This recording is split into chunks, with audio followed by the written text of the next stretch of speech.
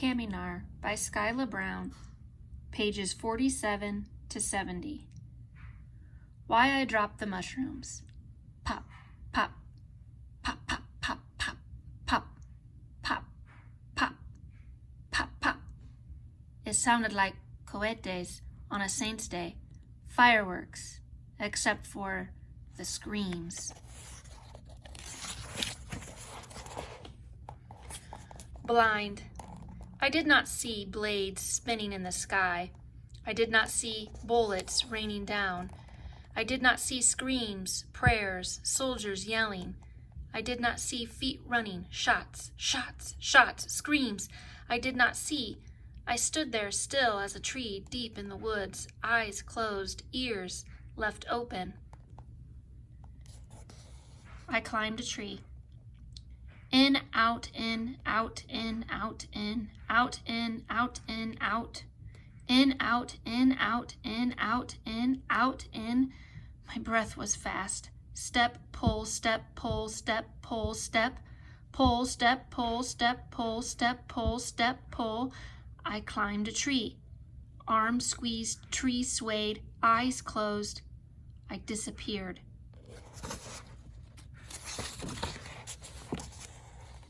Even when. I stayed in my tree, even when their machetes sliced the edges of the jungle. Their voices pricked the loud whir of nothing that roared in my ears.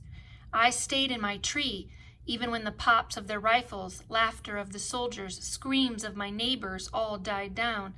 I stayed in my tree, even when my tree caught the whisper, blowing from tree to tree, a message wave, turning leaves right side up, brighter green, a message that said, "They're gone."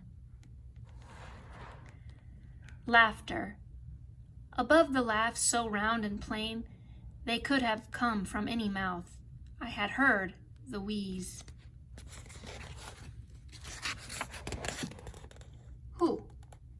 I would have stayed, a branch never moving again, except who? Through eyes shut tight and ears turned off, I heard it. Ooh, ooh. My eyes unclenched. Who? Darkness. Ooh, ooh. Night everywhere. Who? My eyes could not see. Ooh, ooh. I turned my neck, stiff neck. Who? My eyes landed on eyes. Ooh, ooh. Rounder than mine, big black circles. Who? Full of nothing but calm. Ooh, ooh. El tecolote. Who? The owl.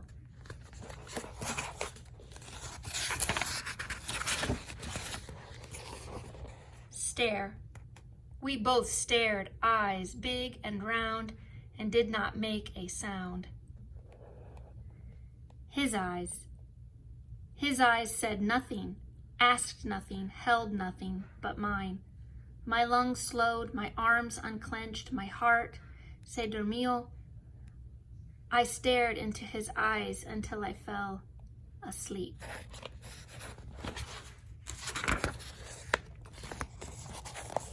Asleep.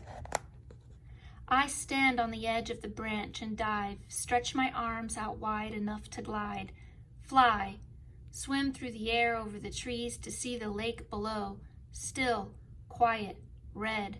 I see the people of my village on the bank, the water's edge, no one speaking, just walking, walking down into a trench wide and deep, one at a time, walking down, lying flat, falling asleep. They are not smiling, and yet no one seems anything but calm. I see Tia Rosa with a bundle in her arms. I try to go in closer, get close enough to see, but the wind picks up again.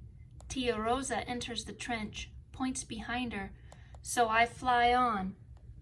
I see Roberto and Mateo. Santiago holds his cane, uses it to point behind him. I see Flora. She looks at me with eyes so kind, does not move her mouth to form any words, but I feel her speak to me. Go. I do not want to leave her face, but she moves me with her eyes, points behind.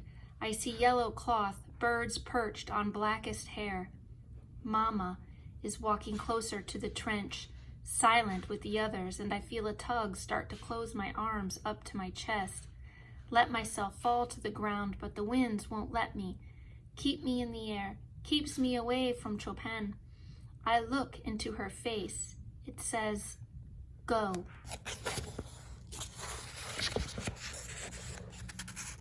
I feel her push me with her mind, push me to look behind. I try to stop the force that keeps me in the air, try to follow her, but I am no match for the wind, and I feel her move it with her mind. You will find me. Behind her is our mountain. The wind carries me there. The next morning, the owl was gone. The branch was empty. Birds of day before me flew. Every one of them safe, home.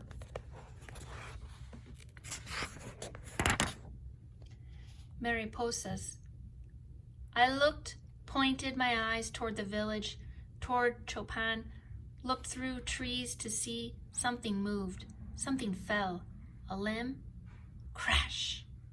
And then the sky was filled with blue butterflies, tiny blues that fluttered and flew past my tree, over my head, above the forest and into the sky. I blinked and saw the last one was yellow. Back on the ground. I did not want to climb down, but I did, one foot under the other. I did not want to look around, but I did. Trees, sun, just a day. I did not want to leave that spot, but I did, tiptoeing to the edge of the wood. I did not want to leave my village, but the wind pushed my legs, pushed them up the mountain, kept me from walking down, kept me safe. I walked. My legs brushed against the bush, swish, swash, swish. I walked. My tracks cracked the sticks, forest sounds all around, but on the ground the sound of me grew, echoed. I heard a path I could not see. It did not happen, it did not happen, did not happen, did not happen, not happen, not happen, not, no.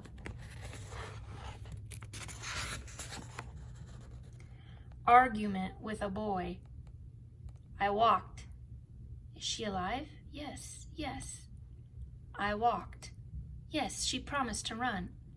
I walked. How will I find her? I walked. I will look. I walked. Should I go back? What if she is there? What if I walked? She ran. She is here. She is safe. I walked. Everyone else? I walked. What about everyone else? I walked. Mama told me to run. I walked. Only boys run. I walked. Carlos always does what he is told. What would Matea do? I walked. He would go back. I walked. I will find Mama. She will know what to do. I walked. Now who is the child? Tired. I was so tired, empty of fuel, my legs limp and weak, muscles hot and numb, body heavy, empty, weak, and I was so tired. Tears ran down my face. Tears ran. I stopped. I was so tired.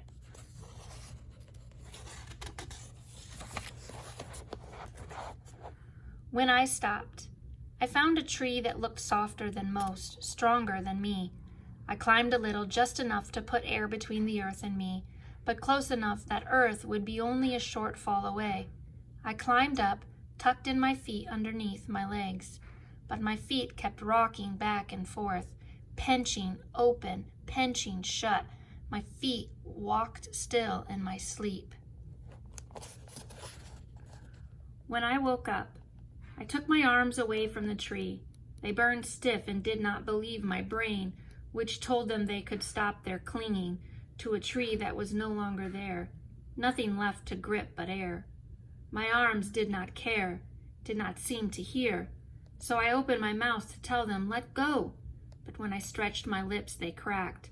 I opened my mouth and tasted the air, and it tasted so new, I realized my mouth had been closed for a long time.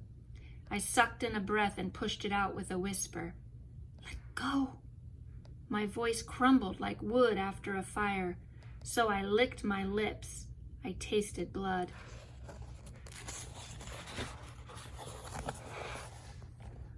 Water. How long since I had eaten? I didn't want to count back the past to see. I knew I needed water. My tongue was thick and had shut my jaws and made the trees spin, and I needed to get water. Outside the forest where the trees thin, there is sun, there is water. A stream that flows down into my village all the way from Patriarchal, the village at the mountain's top, the village where my grandmother lived. I drank from the stream, water rushing down the mountain in a hurry because it thought it was needed at the bottom of the mountain where people wait, by big rocks, laundry stretched out, women laughing. They've had their drinks. Crops are thirsty, children dirty, villages need it. Water can't wait, buckets to fill, soups to make, mouths to kiss. But there was just mine. What would the water find?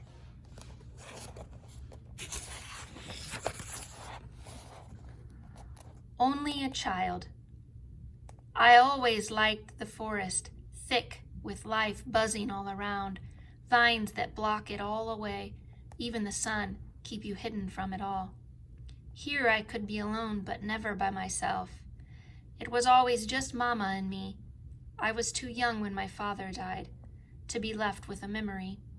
I had never lived in a hive of family, sharing space with many.